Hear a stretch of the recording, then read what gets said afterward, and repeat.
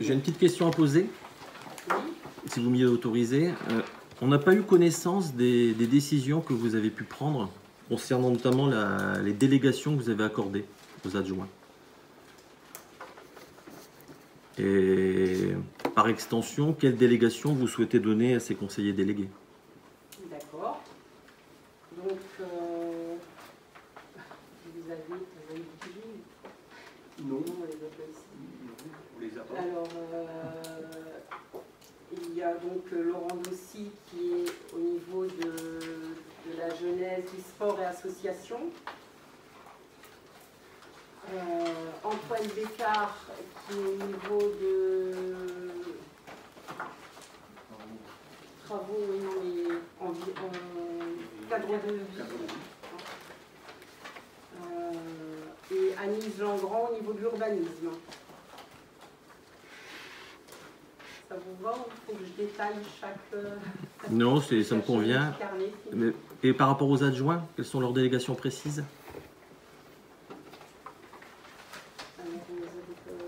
Donc, Monsieur Julien, adjoint aux finances et à l'urbanisme. Madame Barlet, adjointe aux affaires scolaires et à la communication. Monsieur Duez, adjoint aux travaux. Et Madame Mercier, adjointe à la cohésion sociale et culture. Suite à la demande expresse de Madame le maire de bénéficier d'une indemnité inférieure au taux maximal, il est proposé aux membres du conseil pour déterminer le montant des indemnités du maire, des adjoints et des conseillers délégués comme suit.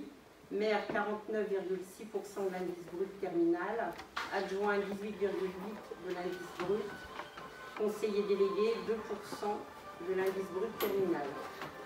L'indemnité de fonction des adjoints sera versée à titre rétroactif à compter du 1er juin, date de la délégation de fonction à ces derniers. Qui vote contre? J'aimerais intervenir si vous me le permettez. Oui. J'ai un problème avec la rédaction de cet exposé, puisqu'il est précisé que, suite à la demande expresse de Madame le maire de bénéficier d'une indemnité inférieure au taux maximal, il est proposé aux membres donc de baisser entre guillemets le pourcentage que les adjoints et le maire prennent. Alors je trouve ça un petit peu hypocrite parce que ce n'est pas intentionnel, mais tout simplement nécessaire pour le paiement des indemnités aux conseillers délégués. Il faut savoir effectivement qu'il y a une enveloppe globale des indemnités qui est accordée aux maires et aux adjoints, et que si vous faites le calcul, il faut reverser 2% à chacun des conseillers délégués. Donc forcément, il faut retirer ailleurs pour donner aux conseillers délégués. Donc, Madame le maire retire 2%, ce qui fait qu'elle arrive à 1%, pardon, à 2%, oui, à 49,6%, et les adjoints à 18,8%. Donc, 4 adjoints, 1 point en moins, Madame le maire 2%, donc on arrive au 6% pour la répartition. Donc voilà, sur la rédaction, j'ai ce problème-là, c'est-à-dire que ce n'est pas en fait une volonté politique, mais tout simplement une technique pour pouvoir indemniser les conseillers délégués. L'autre point qui, moi, me chagrine, c'est que, donc j'ai fait le calcul, le maire percevra 1 924 €. À titre informatif, Davidec, ancien maire, percevait 1 555,76 €. Ça nous fait donc une augmentation de 373,38 € en plus chaque mois pour l'indemnité du maire, soit une hausse de 24%. Donc, j'ai bien compris que pour la symbolique, vous aviez réduit le nombre d'adjoints. Ceci étant dit, l'économie n'est pas si importante que ça sur le volume, puisque au niveau des adjoints, les anciens adjoints percevaient 583,41 € brut, et les nouveaux adjoints 731,20%, soit 147,79 € en plus chaque mois. Là, ça nous fait une augmentation de 25,30% d'indemnité. Donc ce qui me choque, c'est que en cette période de crise où nos concitoyens souffrent malgré tout de cette situation, il y a du chômage partiel, il y a des personnes qui ont perdu leur emploi, augmenter d'autant de pourcents l'indemnité du maire et des adjoints me paraît quand même quelque chose de déplacé. Donc je tenais à le préciser, je tiens également à ce que ça soit mentionné au compte-rendu du procès verbal. Parce que voilà, c'est pour moi quelque chose qui est important. Lors de votre campagne, vous aviez dit que vous souhaitiez faire des économies, faire attention entre guillemets à la gestion budgétaire. Mais je constate qu'on est loin effectivement des propositions qui avaient été faites. Notamment la page 9 de votre programme et de votre slogan. On va peut-être arrêter. On gagne tous, s'il vous plaît, on gagne tous à partager. Faire les- Je constate surtout que 5 personnes en fait profitent de ce partage. Très bien. D'accord. Alors, excusez-moi, mais je n'ai pas terminé. Parce que par rapport à ces délégations que vous avez accordées, je vous rappelle simplement que l'article L2122-23 du Code général des collectivités territoriales stipule que le maire doit rendre compte à chacune des réunions obligatoires du conseil municipal des décisions qui ont été prises.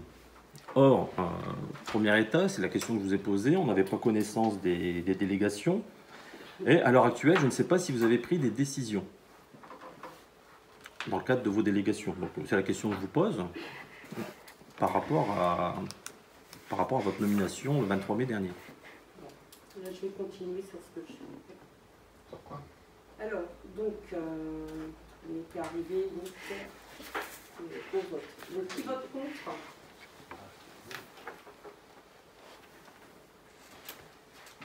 Qui s'abstient?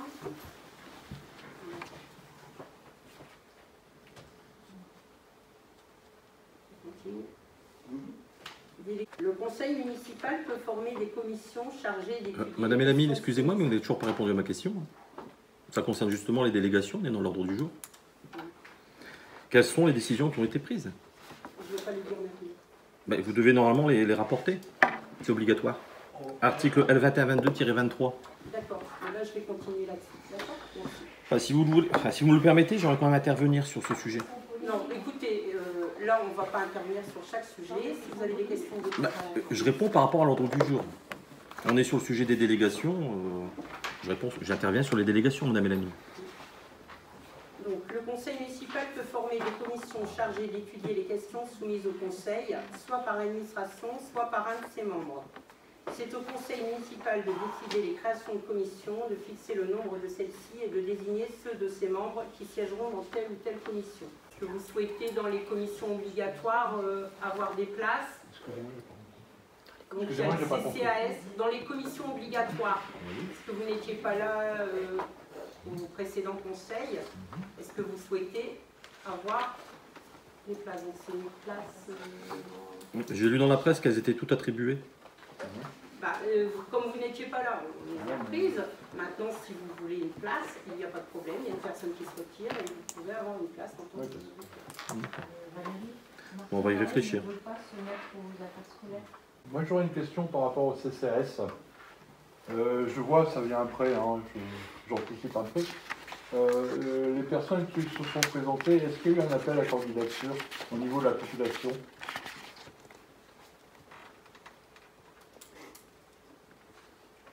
C'est en principe les associations qui le proposent. D'association? Et elles sont membres de quelle association, ces personnes? Elles sont dans quelle association? Oui, L'association de retraités. Je me pose la question, simplement. Représentant des associations familiales de retraités ou de personnes âgées. Donc, vous avez donc les nominations de ces personnes par ces associations. Oui. Alors, on a reçu pour certaines personnes qui sont sur cette liste, on a reçu des propositions d'associations, en effet, et les autres ont été contactés, puisque c'était des personnes qui faisaient déjà partie d'associations qui faisaient déjà partie du CCAS. Donc certaines personnes ont été contactées à savoir si elles souhaitaient de nouveau faire partie de cette assemblée. D'accord. Il faudra m'informer quand même sur les associations qui ont présenté ces personnes. Je vous remercie.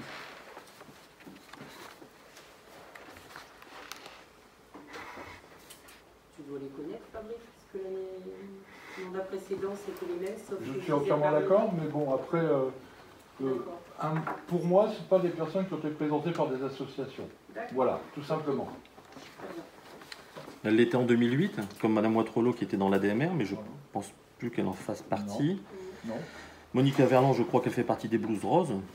Par contre, Gisèle Barlet, j'ai aucune information. Micheline Bonnier non plus. Et Michel Watrolo, est-ce qu'elle a été aussi nommée par une association type UDAF? Parce qu'il y a d'autres personnes dans la population qui pourraient remplir ce genre de mission. Si je pose cette question, c'est pas anodin, puisque moi-même, j'ai eu des personnes qui m'ont posé la question. Tout simplement.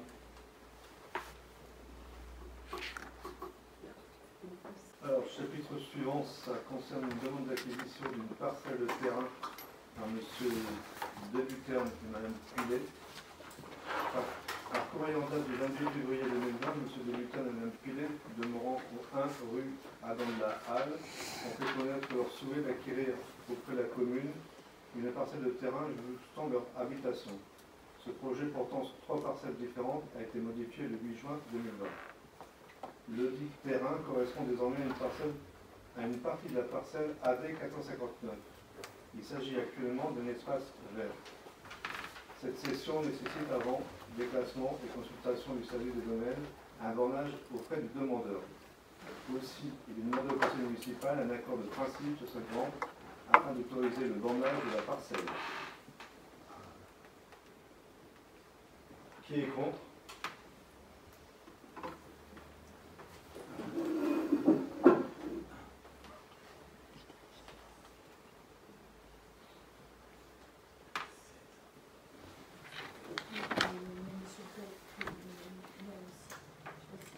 Il y a 2 votes. Qui s'abstient? Qui est pour? Est-ce qu'on peut connaître les raisons du vote contre?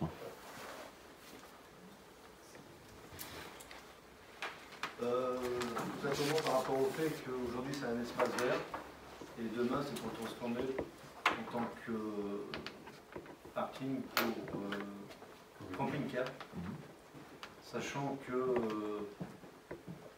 c'est quasiment un des seuls espaces verts du secteur. Il se trouve au milieu d'un carrefour. Esthétiquement, ça ne va rien apporter à la commune, loin de là, sachant qu'on est trop près de la voirie par ailleurs. Donc c'est pour le laisser à vue âgé continu, il n'y a pas beaucoup d'intérêt pour la commune. Donc on préfère ne pas vendre ce terrain. Je pense que c'est quand même un petit peu arbitraire. C'est pas du tout arbitraire parce qu'à ce moment-là, vous pouvez m'expliquer la procédure de déplacement d'un domaine public. Au même titre que vous pourrez peut-être me renseigner parce que j'ai pas eu mes réponses tout à l'heure. C'est une procédure qui était en cours concernant Monsieur De Béthune et Monsieur Pilet qui avaient un projet de vie, tout simplement acheter cette maison près de Pas-de-Calais Habitat.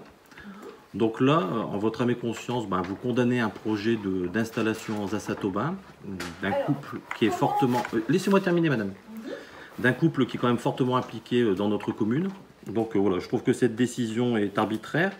Je rappellerai que pour le côté accidentogène, j'émets quelques réserves parce que la conception de ce lotissement était faite du temps de Philippe Salomé où madame Elamine siégeait. Donc il aurait peut-être fallu faire preuve d'anticipation à l'époque pour éviter entre guillemets, ce caractère dangereux.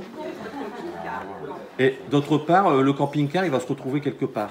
Et dans un garage comme il se doit, c'est tout. Alors, j'aimerais avoir une réponse quand même sur la procédure de déclassement d'un bien public, du domaine public, pour pouvoir justifier la vente. Vous aurez une réponse quand on aura les mots. Donc si vous n'avez pas la réponse. Écoutez, je viens de vous l'expliquer, c'est un projet de vie pour ces personnes, ils vont faire la... Le déclassement n'est pas justifié par un projet de vie. Ils veulent faire l'acquisition de cette maison près de Pas-de-Calais Habitat. Peut-être. Bon. Peut-être. Mais On a donc... juridiquement, un déclassement se justifie comment? Par l'intérêt public. Il peut être justifié. On peut faire des places de stationnement plutôt que d'occuper l'espace public inutilement. Un bien public est en principe inaliénable et imprescriptible. La seule possibilité de le sortir du domaine public, c'est effectivement la procédure de déclassement. Une procédure de déclassement ne va être faite, et c'est les conditions factuelles, si le bien public fait l'objet d'une désaffection par la commune. Est-ce qu'il y a une désaffection par la commune? Il y a une borne de pompiers qui est juste devant cette parcelle-là. On paie un camping-car, c'est pas ça le problème. Moi, j'ai rien contre les camping-cars. Comment peut-on bouger une borne de pompiers? Facilement, ou il y a une procédure à respecter par la commune? Non, la parcelle ne va pas jusqu'à la borne. Je ne sais pas si vous êtes rendu sur place, mais... Ah si. Ah si. Et si. Elle fait combien de mètres carrés, c'est pas précisé? Ah bah ça vous me dire. Oh. Bah écoutez, je suis pas en place, hein, c'est vous qui devez prendre des décisions, madame. Bah, peut-être, mais vous m'avez pas Alors, répondu vous- sur la désaffection de la parcelle. Eh ben, moi, je vous répète qu'il y a un intérêt public, puisque c'est du stationnement, entre guillemets, parce que apparemment, vous savez beaucoup de choses. Vous savez que c'est pour y mettre un camping-car. Moi, ce que j'y vois, c'est quelqu'un qui souhaite faire l'acquisition d'un bout de parcelle. Mais moi, ce que je vois aussi, c'est la procédure, les procédures qui devront être respectées dans l'intérêt de ces personnes pour qu'il n'y ait pas de problème. Si par la suite, ils veulent implanter un carport, Ouais. il y a quand même un PLUI à respecter. Et si par la suite, ils viennent dire « Ah, on ne peut pas implanter le carport étant donné que ce n'est pas possible compte tenu des règles d'urbanisme ». Ils ont acheté une parcelle qui finalement ne pourra pas répondre à la totalité de leur intérêt. On fait quoi? Est-ce que c'est vraiment dans leur intérêt? Ils auront dépensé de l'argent, ils auront fait des frais de bornage, en tout état de cause. Un carport, ce n'est pas une petite somme. Le camping-car, il fait plus de 7 mètres de long. On est bien d'accord. Il y a une hauteur aussi à respecter au niveau du confort du camping-car pour que ces personnes, leur camping-car ne soit pas abîmé. Donc il faut respecter une certaine hauteur au niveau de la construction. Une certaine largeur aussi. On est facilement à plus de 4,50 m de large pour qu'ils puissent manœuvrer rapidement. D'autant plus que cette parcelle elle est dans un virage. La rue dans la Halle est quand même relativement étroite. On ne passe pas à 2 voitures. C'est un sens unique, madame. Elle a un sens unique, mais on ne passe pas à 2 voitures. Bah non, c'est un sens unique. On ne passe pas à 2 voitures au niveau du camping-car. En tout état de cause, il y a un virage. Il y a un camping-car est plus long qu'une voiture, plus de 7 mètres. Non, je pense qu'il y a suffisamment d'arguments pour refuser. Donc c'est pas le fait, en tout état de cause, que c'est à l'encontre de ces gens, c'est que les questions qui sont posées, c'est un espace vert dans un quartier résidentiel, donc c'est l'intérêt aussi de tout le monde de conserver un intérêt. 2, si ces gens, ils n'arrivent pas à faire ce qu'ils veulent de cette parcelle-là pour mettre effectivement leur camping-car, parce que s'ils ne peuvent pas mettre un carport, ben voilà, ils vont être déçus, en tout état de cause. Ils vont générer X frais, donc voilà, la justification elle est là et ce n'est pas arbitraire. Bon, en tout cas, je constate surtout qu'il y a 2 poids 2 mesures dans vos décisions, puisqu'en fait, il y a une autorisation, enfin, il y a une construction qui a été faite sur la commune sans la moindre autorisation, madame. Alors, comment vous l'expliquez? Le pouvoir de police du maire, il est où, si vous le savez, alors? Bah, écoutez, apparemment, madame le maire a posé sur la photo. Je fais allusion à la construction d'un abri animal à l'étang communal. Sans aucune... Oui, un abri. Vous allez à l'étang communal, vous constaterez qu'il y a un abri pour des ânes qui a été réalisé. Cette construction, elle fait combien de mètres carrés? Écoutez, madame, toute construction en place pour plus de 3 mois est soumise à autorisation. Article L 2018-788. Je vois que vous êtes juriste, donc allez vérifier, ça date de 2010. Donc en plus, apparemment, cette parcelle ne serait pas sur le territoire communal. Donc dans ce cas-là, est-ce qu'il y a une autorisation du propriétaire pour ériger ce bâtiment? Autorisation écrite, bien sûr. Est-ce qu'il y a une déclaration préalable qui a été déposée en mairie pour une surface inférieure à 20 mètres carrés? J'en doute. Et enfin, il y avait une convention entre la municipalité et l'association en question. Est-ce qu'un avenant à l'autorisation d'occupation du domaine public a été fait, madame?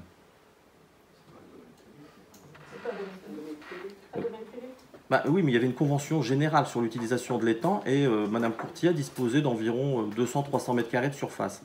Or, quand on se rend sur place, on se rend compte qu'il y a une colonisation de cet espace beaucoup plus importante que les mètres carrés qui étaient dans la convention.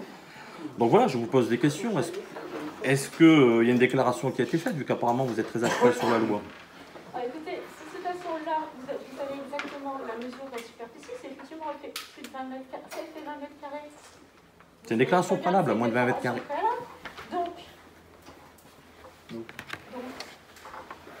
Donc il n'y a rien qui a été fait. Il n'y a rien qui a été fait, mais cette construction, elle date de quand? Ça a été fait fin mai. Vous pouvez voir sur Facebook, on y voit Madame Elamine poser avec Madame Courtier.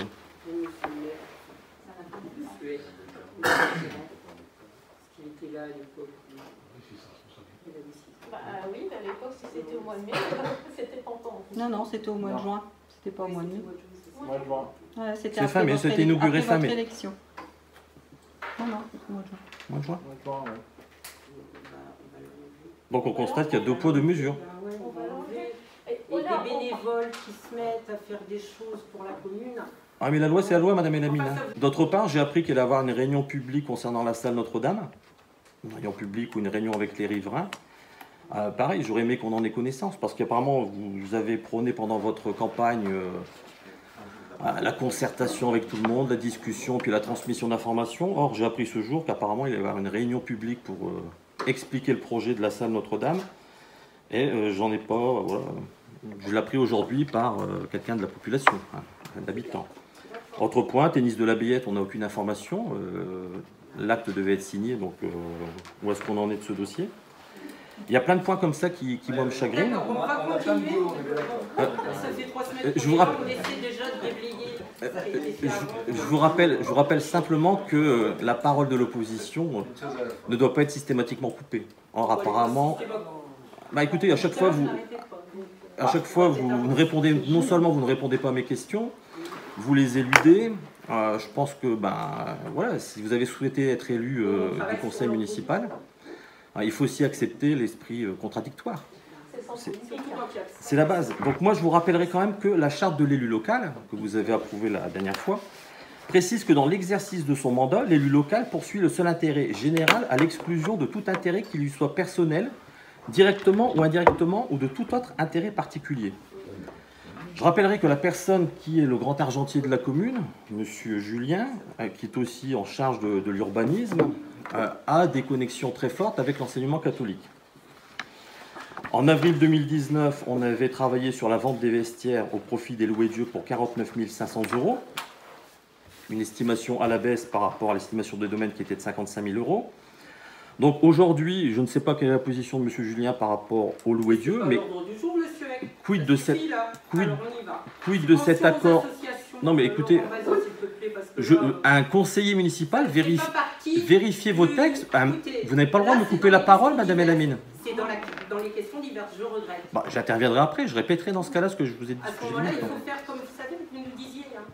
C'est combien Ah non, non, non, la parole, vous avez toujours pu vous exprimer, madame Elamine, au sein du conseil municipal. Aux associations, Laurent, s'il te plaît. Regardez les procès-verbaux précédents, vous verrez que vous avez toujours pu vous exprimer. Et là, je suis désolé que vous censuriez comme ça l'opposition.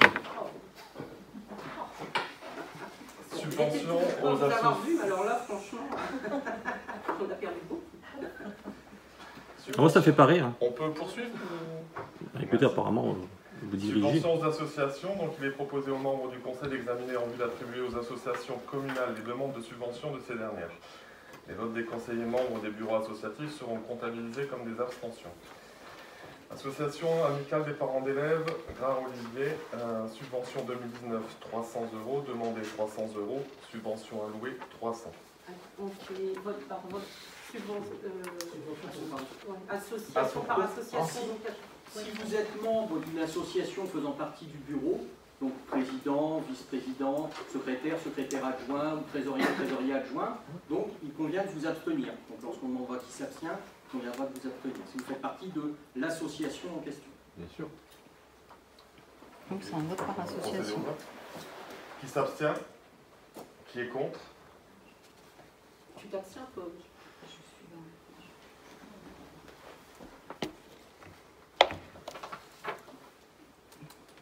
Association Anzin Sport Santé, subvention allouée 2019 500 €, demandé 1500, subvention allouée 1000 €. Qui s'abstient? J'ai pas compris. Excusez-moi, j'ai pas compris. Vous proposez combien? Vous proposez combien? 1000 €. Comment vous déterminez ces montants? Mais écoutez, les montants sont déterminés en fonction des demandes des gens, en fonction des projets, en fonction de la situation aussi actuelle par rapport à la situation aussi pandémique que les associations ont subi. Donc on a essayé de déterminer des montants qui correspondent un petit peu aux besoins et en fonction des budgets alloués. Mais qui a participé à l'estimation de ces montants? À l'équipe municipale. On ne fait pas partie. Bah écoutez, si vous aviez souhaité en discuter, vous étiez les bienvenus. Hein. Je pense qu'il n'y avait pas de souci par rapport à ça. On n'a pas été invité. On n'a pas été invité, c'est tout. C'est pas grave, vous avez le droit de dire maintenant. Ce Oui, qui vous oui. intéresse, c'est que vous avez les dossiers-là que vous avez vus auparavant, puisque c'était à votre époque. Tout à fait, Donc, oui. si vous les voulez, vous pouvez regarder. Pas de problème. On peut passer au vote? Oui. Donc qui s'abstient? Qui est contre?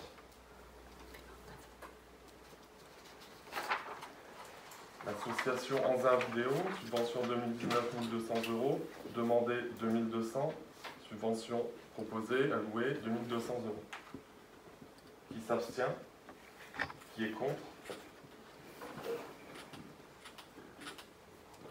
Subvention association des donneurs de sang, subvention 2019 300 €, subvention demandée 300 €, subvention allouée 300 €.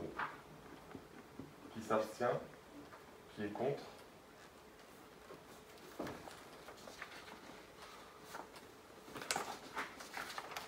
Subvention Club de l'Amitié, subvention demandée 1500 subvention 2019 1500 €, subvention demandée 1700 €, subvention allouée 1500 €.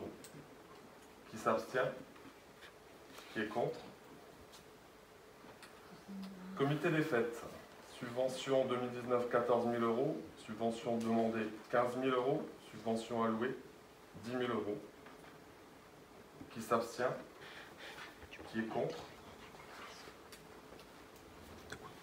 Étoile sportive Anzin, subvention 2019 14 000 € plus 630 €, subvention exceptionnelle, subvention demandée 15 000 €, subvention allouée 15 000 €. Qui s'abstient? Qui est contre?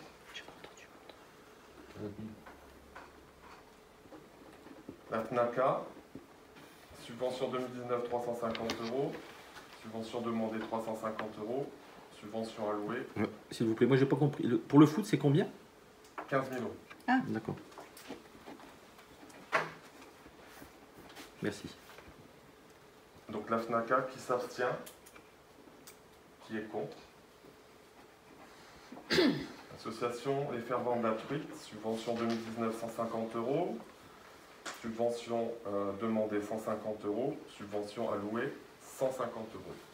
Qui s'abstient? Qui est contre? L'atelier de peinture, subvention 2019 800 €, subvention demandée 800 €, subvention allouée 600 €.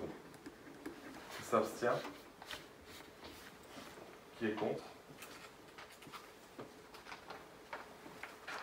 Les deux abstentions, Martine, Association La Cécilienne, subvention 2019 15 000 €, subvention demandée 16 000 €, subvention allouée 15 000 €. Qui s'abstient? Qui est contre? Non, je suis favorable à 16 000. Oui. C'est 16 000 que vous accordez? Non, il est contre, il veut 16 000. Subvention demandée 16 000 €, subvention allouée 15 000 €. Bah, je trouve que...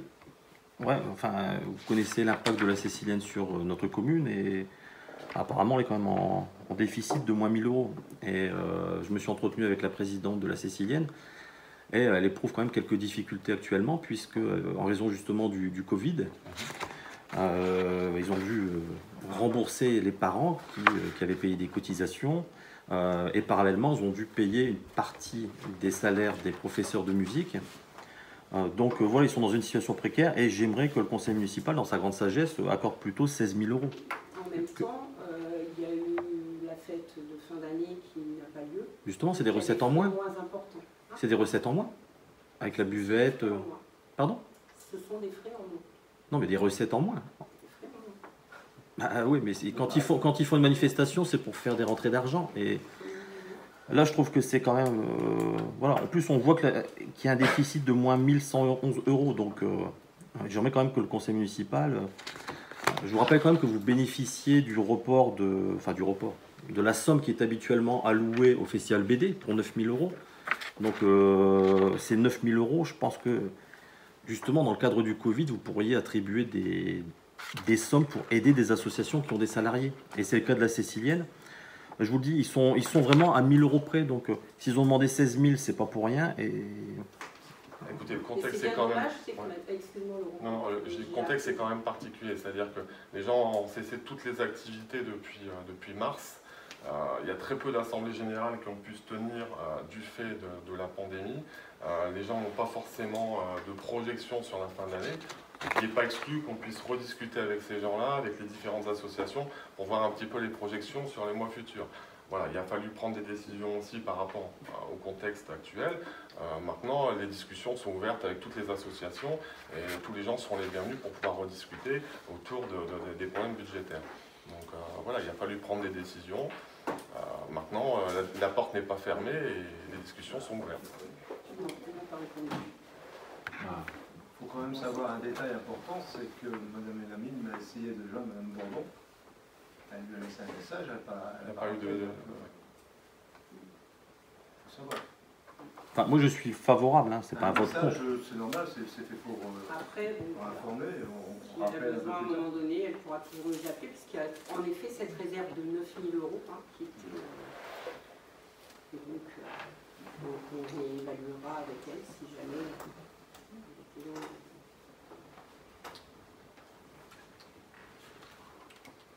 On peut passer au vote? Qui s'abstient?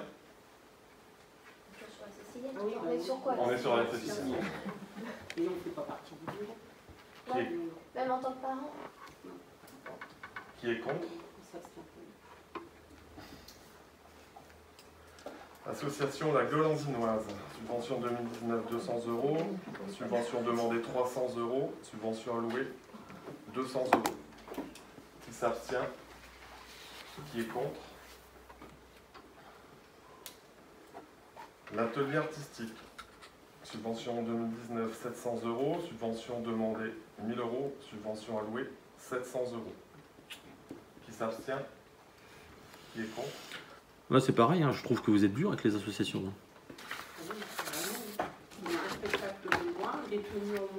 Bah oui, mais c'est des recettes en moins et il y a des enseignants qui sont payés. Donc même s'il y a le chômage partiel, j'en conviens, il y a quand même des charges qui sont un peu...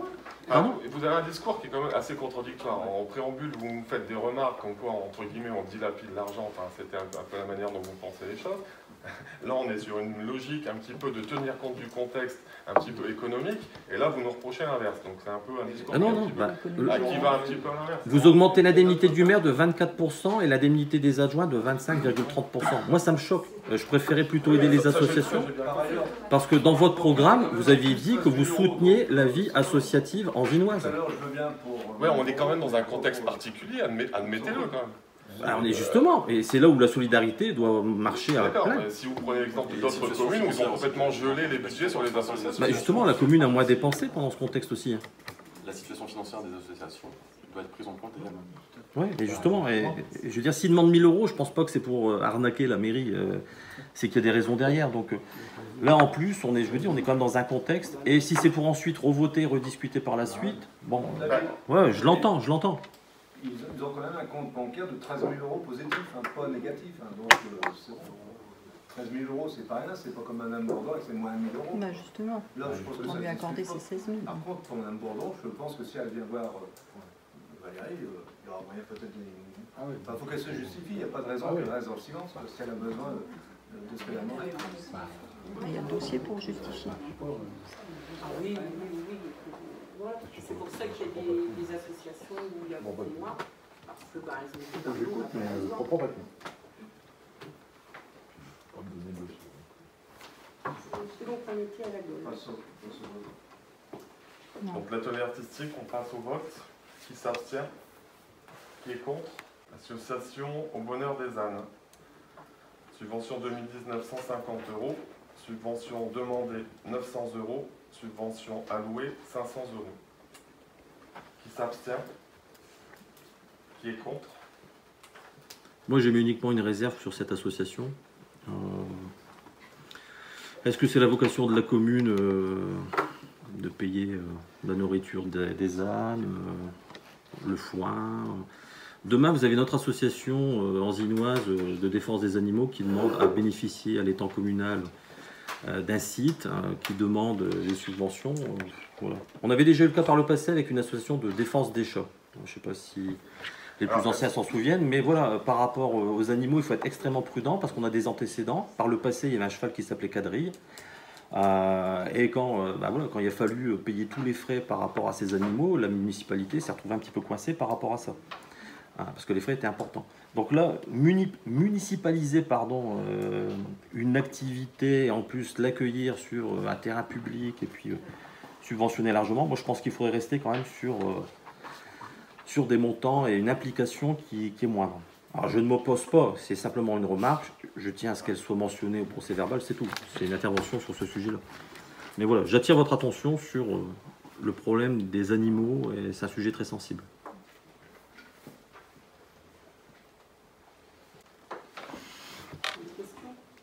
Ben oui, je souhaiterais intervenir, vu que je n'ai pas pu le faire auparavant. Donc, au nom de la libre expression du groupe minoritaire, je souhaite intervenir sur la charte de l'élu local. Dans l'exercice de son mandat, l'élu local poursuit le seul intérêt général, à l'exclusion de tout intérêt qui lui soit personnel directement ou indirectement, ou de tout autre intérêt particulier. Donc, comme je l'avais dit en préambule, Jean-Pierre Julien donc, a des liens très forts avec l'enseignement catholique. En avril 2019, nous avions passé un accord avec lui, alors qu'il était chef d'établissement, pour la vente des vestiaires au profit des Loués-Dieu pour 49 500 €, avec effectivement une estimation des domaines qui est à 55 000 €. Et ce rabais, cette remise de 10%, était assujetti à des accords pour la mise à disposition du terrain de football, des vestiaires et de la buvette. Donc aujourd'hui, je n'irai pas jusqu'à dire qu'il y a un conflit d'intérêts quand M. Julien traite ce type de dossier, même s'il serait préférable qu'il soit, entre guillemets, dessaisi de cette affaire au moment où elle sera discutée. Mais voilà, je vous interpelle sur le sujet pour savoir effectivement quelle est votre position par rapport à cela. Et puis, voilà, ça date d'avril 2019, que les conditions ont changé peut-être, je n'en sais rien, mais auprès de la direction des Loués-Dieu, il faudrait renouveler la garantie du maintien de ces conditions pour le club house, pour les vestiaires, parce que ce sont des sujets importants pour le club de foot anzinois. Voilà. Et puis, rien n'empêche qu'on redemande une nouvelle estimation auprès du service des domaines, comme ça date d'il n'y a pas plus d'1 an. Il y a peut-être effectivement moyen maintenant à revoir ce point-là. Voilà. Si je comprends bien, je suis très mal placé pour répondre. Oui, je peux peut-être vous laisser... si j'ai bien compris, je suis très mal placé pour vous répondre. Mais j'entends ce que vous avez dit. On fera en sorte qu'il n'y ait pas d'interférence, si je puis dire, par rapport à ma position aujourd'hui ici et ma position en tant que chef d'établissement qui dans quelques semaines sera, j'allais dire, changera systématiquement non, mais changera définitivement plutôt à partir du 31 août. Je vous en remercie.